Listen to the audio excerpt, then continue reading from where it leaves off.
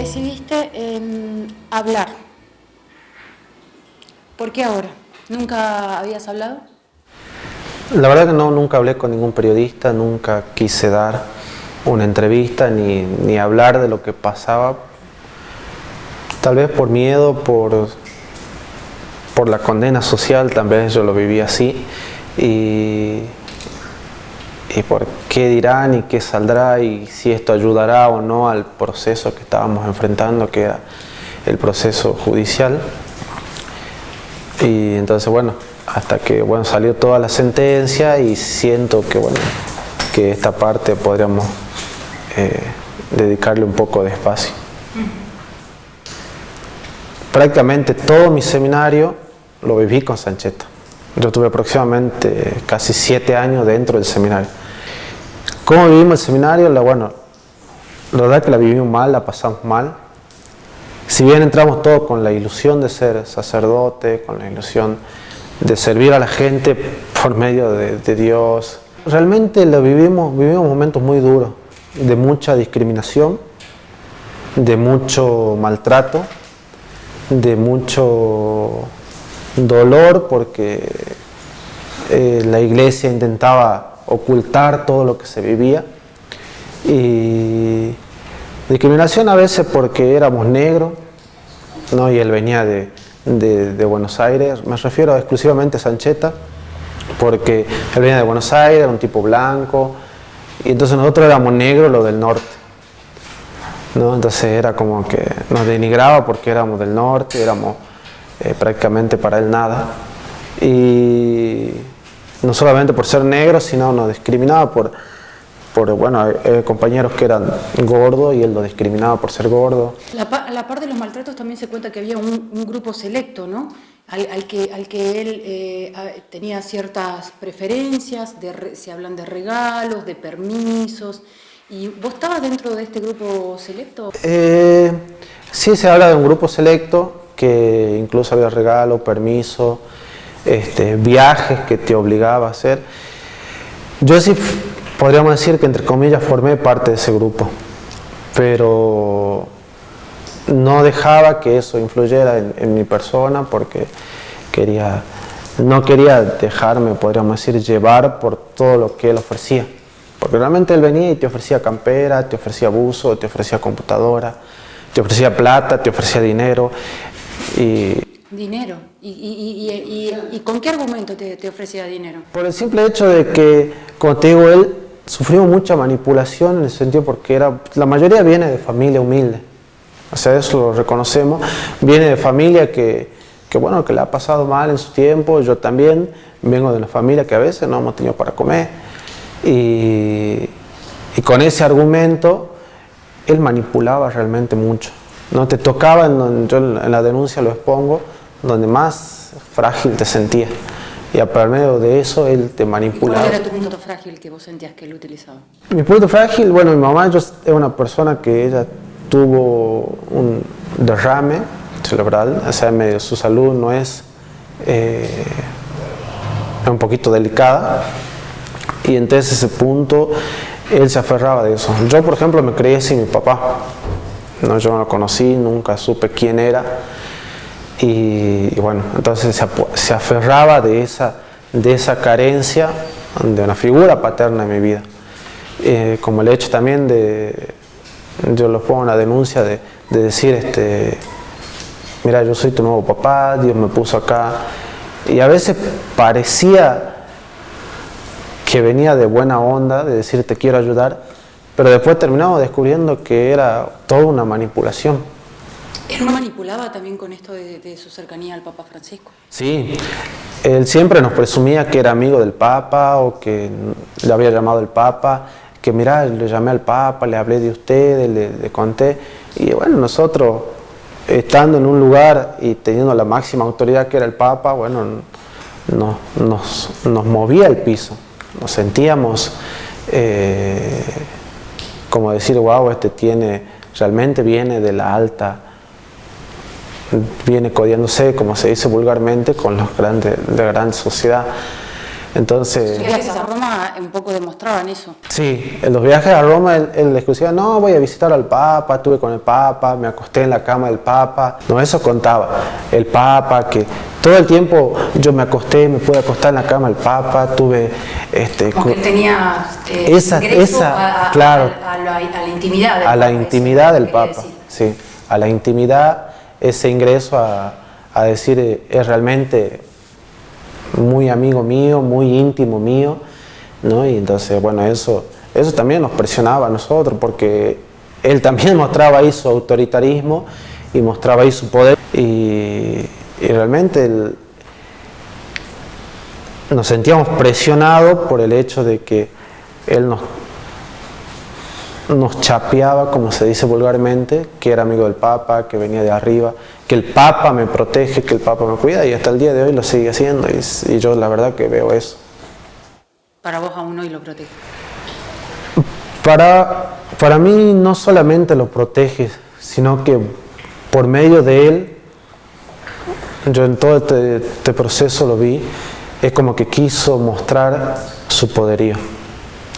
No, por el hecho de decir, no solamente exiliarlo de Orán cuando fue todo lo que salió a la luz, y incluso darle un puesto de trabajo cuando sabíamos todos los problemas administrativos que había en la diócesis, todos los problemas administrativos que traía de Quilmes, y darle un puesto de algo económico ahí, y después mandarlo custodiado por dos abogados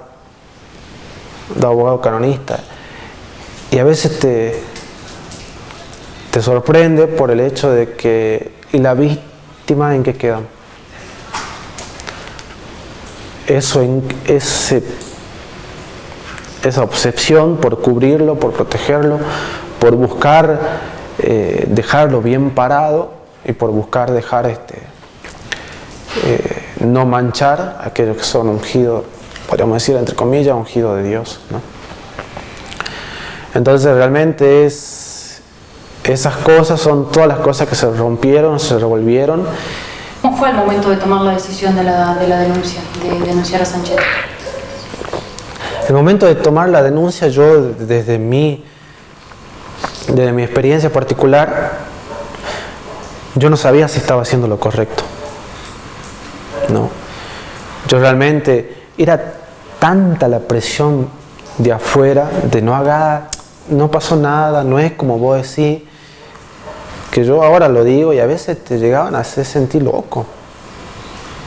Porque vos realmente... Cuando vos contabas esto sobre todo lo que pasó. Entonces vos decías, no, realmente...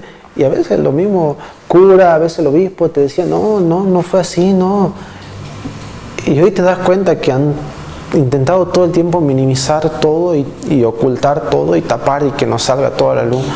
Y la fiscal fue un sostén muy fuerte porque nos escuchó y nos hizo ver que realmente esa era la verdad. Que no era como ellos intentaban mostrar ante la sociedad, ¿no? Y muchos decían, bueno, no eran menores, eran varones, ¿por qué no los sacaron? ¿Por qué cuando venía a apoyarlos, cuando venía a meterles el dedo en la boca, por qué no se los sacaba si no eran menores, ¿no? Esa era una lectura que hizo mucho la sociedad. Sí, la verdad que sí. Pero bueno, en ese momento no era tan fácil, porque no es que hubo un hecho puntual de venir y decir, meto el dedo en la boca o te apoyo. Realmente te das cuenta que hubo todo un trabajo de manipulación, de a veces no nos dábamos.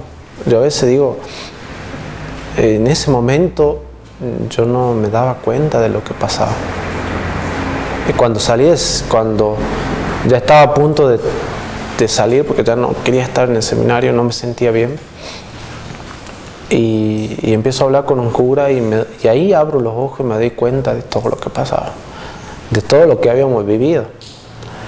Y entonces, por ahí sí, podría decir, no, pero ¿cómo nos ha sacado la mano? Pero a veces estábamos muy manipulados y a veces no llegábamos a entender la dimensión de todo lo que él había hecho. Desde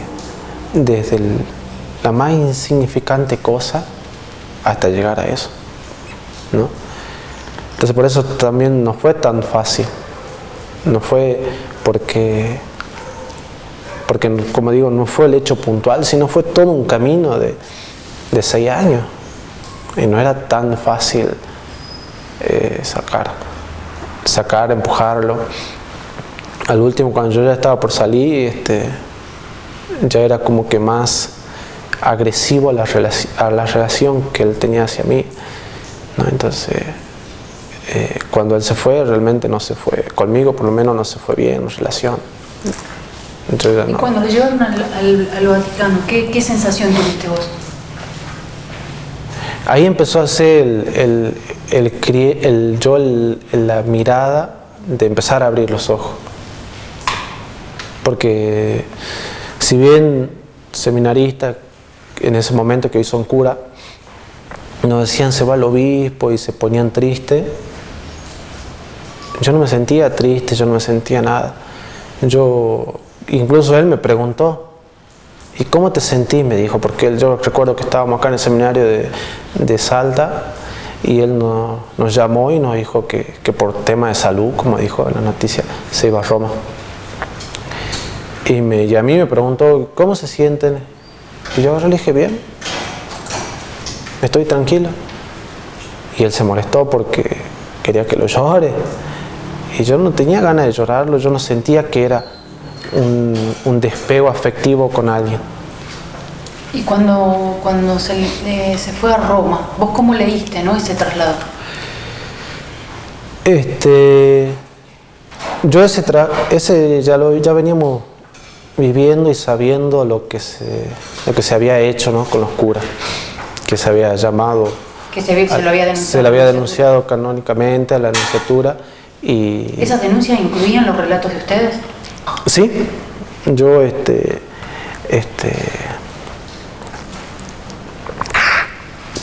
perdón,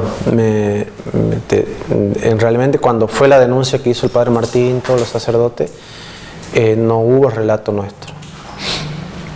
Hubo relato de otros chicos que estaban en el seminario, que eran mayor que nosotros. Después, cuando el obispo nos pidió algo, hicimos el relato de una carta que yo la presenté también en la denuncia. Si bien ya sabíamos entonces cuando él se iba, por qué era el motivo. ¿Por qué? Porque había malversación de fondos y porque hubo denuncia de abuso de poder, de abuso sexual de parte de los sacerdotes a todo lo que se vivía acá, a todo lo que se vivía y cómo se vivía acá. Hoy vos sabías que se iba por eso, pero cuando viste en su nuevo destino, ¿cuál fue la sensación? La sensación fue realmente de decir, bueno, parece que como que te portás mal y te premian, ¿no? Esa fue mi reacción y mi mirada, de decir, te terminás portando mal y te siguen premiando. Vos querés ser recto o correcto y no. Como la iglesia, me refiero desde el Papa, el obispo de Cocina, muchos sacerdotes de la diócesis, hacen vista gorda a la situación. Estás grabando, ¿no? Y realmente como hay un canonista que está hablando, que Iniesta, y a toda costa lo defiende a Sancheta, y realmente te da cierta bronca por el hecho de que a nosotros no nos mandaron nadie de la iglesia para decir, che, no sabemos si es verdad o no, pero te queremos acompañar, porque nosotros dimos todo en la iglesia, nos entregamos nuestra vida ahí, y hoy es encontrarse de la misma iglesia que supuestamente es madre, te asesina, te fusila, te pone presión, porque voy a decir, yo no tengo un abogado que me defienda, y sin embargo ellos ponen dos, y te defienden, y lo defienden a capa y espada. Realmente sorprende la indiferencia de muchos curas que, incluso licenciados en moral, que niegan todo y que minimizan todo y que realmente no creen nada de lo que pasó. El hecho, después del seminario, fue realmente muy difícil. Yo hasta llegué a tener hasta enfermo, porque tuve un pico de estrés por todo lo que se pasaba, por todo lo que se vivía. Realmente, y eso, todo ello, ninguno fue capaz de ayudarte, ninguno fue capaz de tenderte una mano cuando comíamos de la misma mesa. Realmente duele y realmente genera más heridas de las que hay, porque decir que la iglesia, así como te llamó y te eligió, no te eligió. Realmente la iglesia, como te llamó, hoy te abandona y te deja. Si no estás de su parte, no estás con la iglesia. Y la iglesia te va realmente a buscar presionarte, a buscar que abandones todo, a buscar que dejes todo y a buscar encubrir prácticamente todo lo que realmente se vivió. Yo entré con el sueño, realmente lo admito, de ser cura. Yo quería ser cura y quería vivir una vida de celibato y entregarme realmente a Dios. Y se rompió eso, se rompió mi sueño, se rompió esas ganas de postrarme y decir: aquí estoy, Señor. Hoy ya no le digo eso, ¿no? Hoy realmente dudo de toda la institución de la iglesia y hasta incluso dudo de la existencia de Dios. Yo les puse y le digo, no, llega un punto en donde ya ni sé si existe. Y ya para no generar resentimiento ni bronca hacia él, digo, realmente ya no existe, ya no está. ¿Preferís creer que no existe? Prefiero creer que no existe, prefiero creer que no está, y prefiero creer que no permitió todo esto. Porque realmente te preguntaba, o sea, dentro de la institución que lleva la bandera de Dios, pasa todo esto. Y hoy estoy muy distante, no me interesa saber de la iglesia. También yo me sentí por la iglesia, y especialmente lo digo por Monseñor Escocina, abandonado, dejado. Ningún cura de la diócesis que hemos compartido, que yo era un estudiante de teología y que ya prácticamente estaba no decía a la par, pero sí compartía con ellos los retiros, compartíamos. Ningún cura se acercó a preguntarme cómo estaba. Ningún cura, incluso acá en Salta también. Eso, estás hablando de un poco de cómo te sentiste, ¿no? Allí al momento de hacer la denuncia. ¿Por qué no estás viviendo en Orán?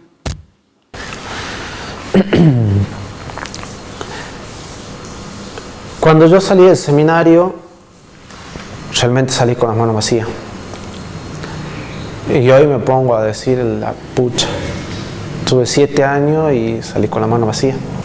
Ese título realmente no tenía un aval del Ministerio de Educación. Entonces cuando yo fui y digo, bueno, termino y salgo con un título, no es lo mismo que estar con las manos vacías. Y fui a presentar. Cuando yo terminé, me di cuenta que no tenía el aval del Ministerio de Educación. Y digo, me tiro un lance y voy a un colegio privado. Ahí mal que mal en nuestro entorno, capaz que me pueden dar algún trabajito de algo.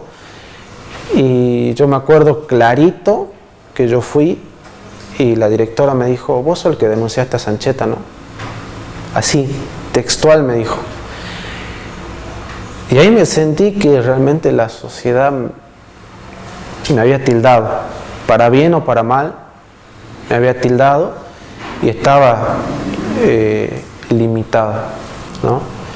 Aparte fue también difícil por el hecho de que se vivió hoy el final hace unos días el final del juicio y la sentencia, pero todo el proceso fue también algo cansador, tedioso, por el hecho de que teníamos que ir a tal iglesia a hacer la reconstrucción de los hechos y veía como la gente de ahí de la iglesia ya no te miraba igual, ya no te trataba igual, como curas de ahí de las diócesis te miraban mal y era como que bueno. Y enojo hacia vos por la denuncia. Y sí, había ojo hacia mí, había ojo del obispo.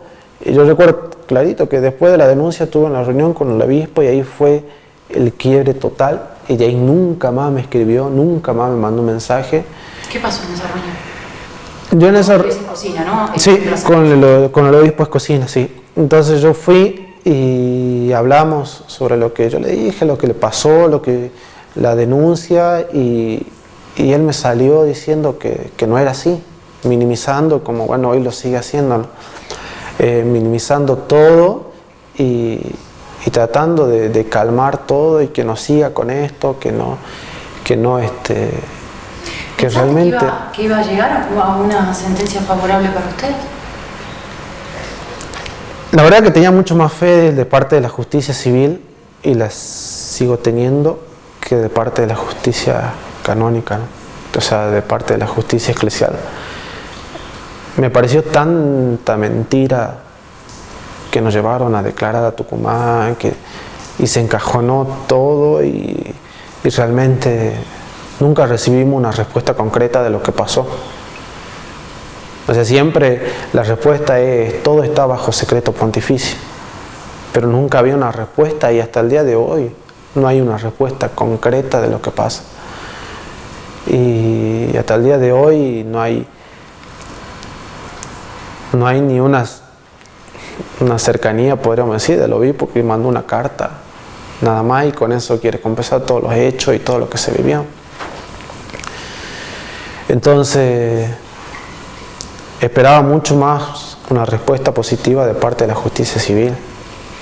¿Estás de acuerdo con la sentencia que se dictó? Sí, más que de acuerdo, me dio mucha tranquilidad y mucha paz, porque realmente la fiscal Filtrín se la jugó por nosotros, nos creyó. ¿Qué viene después de la sentencia? Un poco de tranquilidad, de paz, de decir, che, nos escucharon, nos creyeron, no se dejaron intimidar, como digo, por más que llevó 2 abogados que vinieron de Roma para asesorar. ¿Se sintieron intimidados con Nosotros sí, yo me sentía presionado, yo no podía pagar un abogado. Yo no tenía dinero para pagar un abogado. Y yo no sabía qué abogado realmente se la iba a jugar en este caso, porque era realmente plantársele a una autoridad. Después de la sentencia que sigue, bueno, yo se lo dije a todos los chicos, esto es una pequeña parte, ¿no?, de todo lo que se vivió, de todo lo que, de toda la tranquilidad y paz que podemos tener, esta es una pequeña parte. Pero ahora también sigue nuestro trabajo particular, cada uno, de ir sanando esas heridas que van a quedar para toda la vida y que cuesta mucho cerrarla. Pero bueno, la vida tiene que continuar y cada uno tiene que intentar seguir, cada uno con su proceso de sanación.